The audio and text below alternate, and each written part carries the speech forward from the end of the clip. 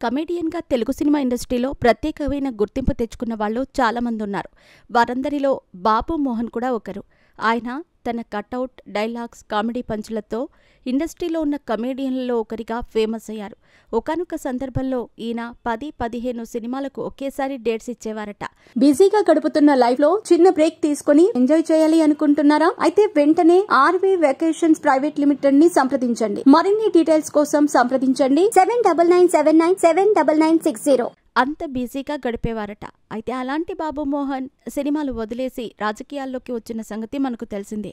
ఇప్పటికే ఆయన BRS, TDP, BJP అంటూ పలు పార్టీలు తిరిగారు. అయితే అలాంటి బాబు మోహన్ రాజకీయాల్లోకి వచ్చాక ఆయన తినే పాన్లో విషం పెట్టి చంపాలనుకున్నారట. మరి ఇంతకీ బాబు మోహన్ను తినే పాన్లో విషం పెట్టి చంపాలని అనుకున్నది ఎవరు? ఆ గండం నుండి ఆయన ఎలా బయటపడ్డారు అనేది ఇప్పుడు చూద్దాం. బాబు మోహన్ గతంలో తనకు విషం పెట్టి చంపాలనుకున్నారు అంటూ ఓ సంచలన విషయం బయటపెట్టారు. ఆ ఇంటర్వ్యూలో ఆయన మాట్లాడుతూ, నేను ప్రతిరోజు 35 పాన్లు తినేవాడిని. స్పెషల్గా నా కోసం పాన్లు కట్టించుకునేవాడిని.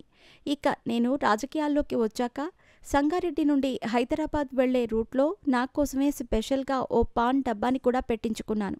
అంతేకాదు, ఆ వ్యక్తికి నా కోసం పాన్ ఎలా తయారు చేయాలో, దాన్ని ఎలా కట్టివ్వాలో కూడా నేర్పించాను. అలా ప్రతిరోజు అటువైపు వెళుతూ ఉండగా ఆ పాన్ తీసుకునేవాడిని. కానీ నా కోసం కనీసం 5-6 పాన్లైనా ఆ వ్యక్తి ఉంచేవాడు.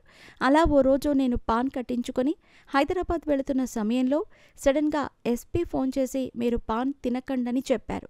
ఇదేంటి ఈయన నన్ను పాన్ తినకు అంటున్నారు అని పాన్ ఓపెన్ చేసి తినేలోపే మరొక లేడీ కాల్ చేసి మీరు పాన్ తినకండి, అందులో విషం ఉంది అంటూ ఏడ్చుకుంటూ హిందీలో మాట్లాడింది. ఆమె మాటలకు నేను షాక్ అయ్యాను. ఆలోపే మళ్ళీ ఎస్పీ ఫోన్ చేసి అందులో విషం ఉంది, వెంటనే దాన్ని పడేయండి అని గట్టిగా బెదిరించారు. దాంతో నేను పాన్ బయటకి పడేశాను. అప్పటి నుండి ఇప్పటి వరకు మళ్ళీ పాన్ మోహన్ కూడా చూడటం లేదు అంటూ ఆ ఇంటర్వ్యూలో బాబు మోహన్ చెప్పారు.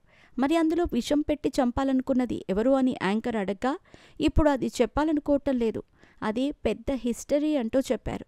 ఇక రాజకీయాల్లో ఉన్న తన ప్రత్యర్థులే తనకి అలా విషం పెట్టి చంపాలని చూశారని బాబు మోహన్ పరోక్షంగా చెప్పారు. అలా రోజుకు 35 పాన్లు తినే బాబు మోహన్ ఒకే ఒక్క సంఘటనతో పాన్ తినటం మానేశారట.